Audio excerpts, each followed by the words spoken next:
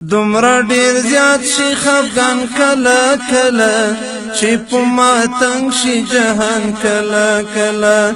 دومره ډیر زیات شي خفګان کله کله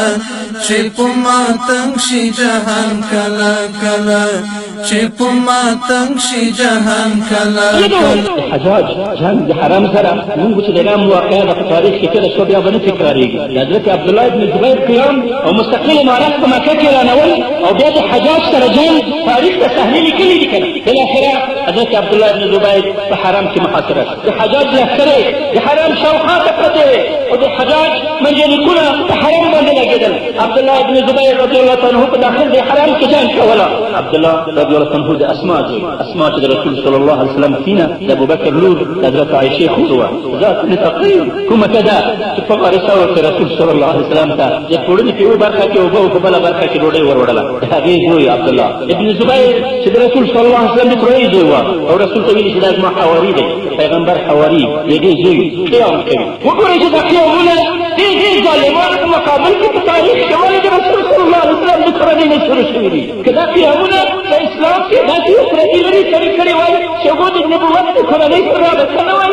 نو خلکو به دا خبره کوله چې دا سره د اسلام نه پوهېږي او د اسلام نه وتلی دی په یوه غریب تصور سره دغه خبرې کوي شاذ تصور دی خو وګورئ چې د یزید په خلاف باندې قیام هم د حسین په واسطه باندې کېږي د فاطمې د زوی په واسطه کېږي او د حجاج سره جنګ په حرم کې هم د اسما د زوی په واسطه سره کېږي چې د پیغمبر سره نږدې رابطه لري عبدالله بن زبیر اول مولود دی په هجرت کې په دارالاسلام کې چې تولد چې کله تولد شو په هجرت کې هلک نه و پیدا شوی عبدالله ابن زبیر پیدا شو نو مسلمانان ډېر ورته خوشحاله شول او رسول صلی الله علیه وسلم ته ورولېږله چې تحنیک ورته وکړه او د عبدالله ابن زبیر رضی الله عنه خلا د اول ځل لپاره د رسول صلی الله علیه وسلم په لاړو باندې واده شوه داسې مبارک مولود الله پاک د ظلم په مقابله کې شهیدوي او د بیت الحرام په منځ کې شهیدېږي دا ډېر ګرم واقعه ده په تاریخ اسلام په دې کال کې د حج ورځ وجده جنګ شو اشهر الحرام دی اشهر الحرام کې اشهر الحج دی په اشهر الحج کې د ترویې او د عرفات ورځ وه په دې کال چې څومره حاجیان حج ته راغلي وو څوک چې عرفات ته راغلي وو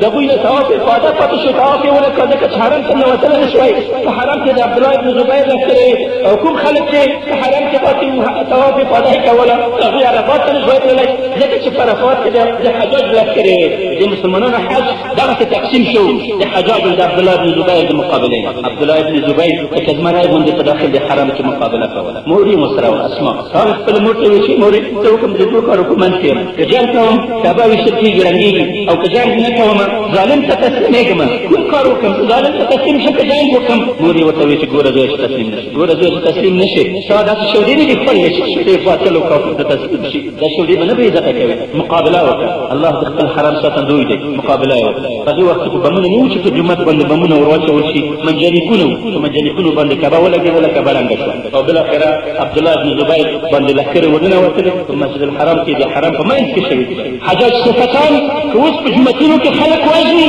خو د ده نه مخکې د دې مثال چې حجاج ابن یوسف ثقفي وه هغه په مسجد الحرام کې د عبدالله بن زبیر د دې د ملګرو وینې تویې کړې او د خپل قدرت او د سیطرې لپاره یې هغو ته شرعي بڼه ورکړه او کعبه یې ویستله ړنګه یې کړله د تاریخ د صحنې باید مسلمانانو لوستې وای او د دې نه عبرت اخیسته د موجوده کعبه چې اوس جوړه ده دا د حجاج ابن یوسف جوړه کړله ظالم پادشاه خپله ړنګه کړه او دا ده جوړه کړله دا د حجاج ابن یوسف ثقفي په لاس باندې جوړه شوله چې د عبدالله بن زبیر په مقابله کې ونړېدله بیا یې دا کعبه دوولي حجاج جوړه کړه د حجاج د ړنګېدو نه وروسته دا کعبه نه ده ړنګه شوې تر اوسه پورې الله دغه دا ورنه راښیي چې دا پکې ورانېږي بیا یې عبدالله بن زبیر په پایه باندې وځړوله کله چې په پایه باندې وځړوله د دې خوشبویي تلله د مشکو بوی تلله خلک ورغلل چې عبدالله بن زبیر کې د شهید علاییم دي خلک ټول ورته ګوري چې عبدالله بن زبیر په حق وه او قاتل یې په باطل وه ځکه چې دی ونه پړسېدله بوی پکې پیدا نه شو د خوشبویۍ بوی یې لاګي څه ورسره وکړو ورشي ورته سپي علاقې مردار یې ورسره وځړوئ چې د سپي بدبویۍ د خوشبویۍ پټه اسلام د تاریخ داسې دردناکې صحنې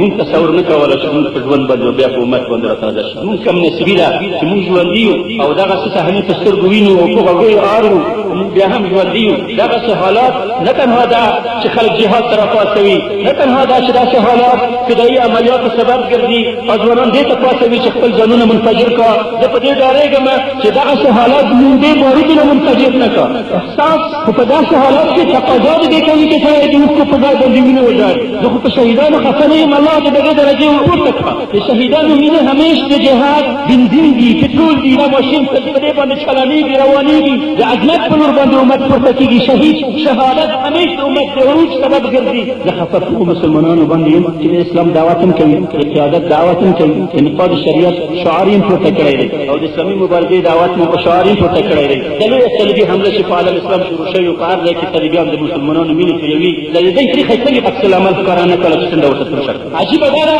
چې